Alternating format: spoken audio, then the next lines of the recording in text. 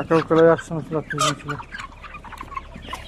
Jo'jalarimizni 32 kunligi Xudo xolasa jo'jalarimiz yaxshi o'zgarishi.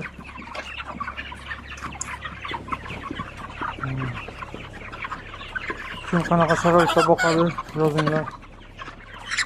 Kim boqmoqchi bo'lsa yozinglar ham tushuntiramiz, o'rgatamiz. Kim o'rganmoqchi bo'lsa ham o'rgatamiz.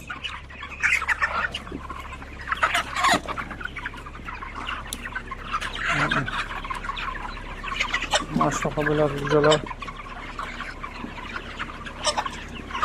Agar qiziq bo'lsa kommentariyaga yozinglar aka-ukalar.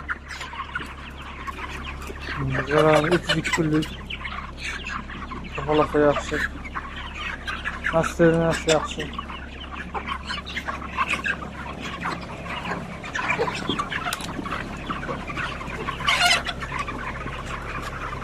Kunligidan keyin ichini aylantirib kerak aka-ukalar.